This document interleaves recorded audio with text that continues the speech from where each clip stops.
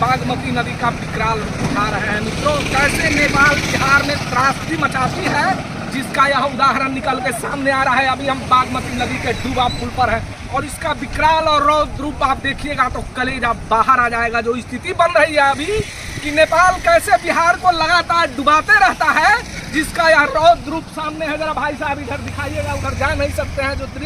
जो दृश्य बन के निकल के सामने आ रहा है, आपको हम बता दें कि मेरे बाएं हाथ पर वहाँ जब खड़ा होइएगा तो आपका कलेजा बाहर आ जाएगा। जो व्यवस्था है, और जानते हैं सर, लगातार सिस्टम पर सवाल उठता है कि नेपाल कैसे लगातार हर वर्ष की भांति इस बार बिहार को डुबाने की तैयारी में है। हम आपको दिखा दें कि यह बागमती नदी का रौद्र रूप है मित्रों। जहां तहां बांध में सुराग होते जा रहा है और ऐसी स्थिति उत्पन्न हुई है कि कोसी से लेके और गंडक तक, यानी कि वाल्मीकि नगर से लेके और गंडक में आपको कोसी तक लगातार जो है 6 लाख क्यूसेक पानी डिस्चार्ज किया गया है। और यह बागमती का रौद्र रूप आप देख लीजिए।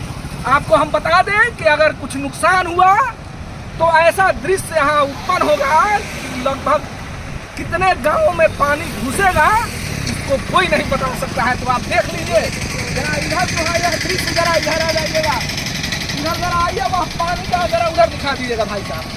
वह पानी का जो दृश्य है यह बागमती का रौद्र रूप है मित्रों। और लगातार बाढ़ कैसे बिहार में त्रासदी मचाती है और नेपाल लगातार कैसे बिहार के लोगों का जान लेता है, आप देख लीजिए। यह दृश्य हम दिखाने का आपको प्रयास कर रहे हैं कि कैसे हर वर्ष की भांति इस वर्ष भी नेपाल जो है बिहार के लोगों को डुबाने का प्रयास कर रहा है। और वहाँ से लगातार जो है पानी छोड़ा जा रहा है, जिसका यह रौद्र रूप है, बागमती का रौद्र रूप हम आपको दिखाने का प्रयास कर रहे हैं। मेरे दाएं और बाएं साइड दोनों तरफ आप देख सकते हैं जो स्थिति बन रही है। इधर भी दिखाइएगा जो स्थिति बन रही है कि अगर कुछ अनहोनी हुआ तो कितना गांव डूबेगा।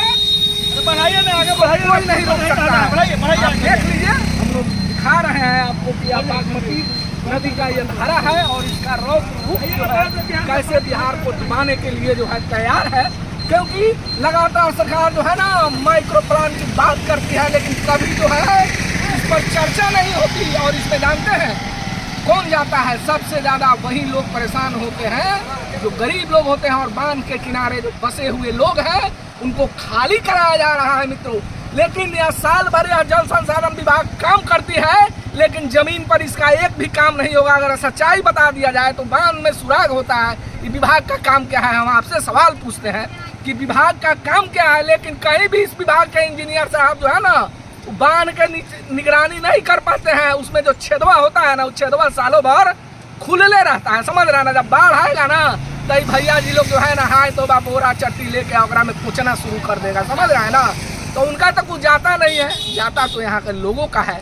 उस गरीब का क्या होगा जिसके घर में चूल्हा चौका की आफत आ गई है और यहाँ बांध के नीचे जो बसे हुए लोग हैं उनको विस्थापित किया जा रहा है मित्रों।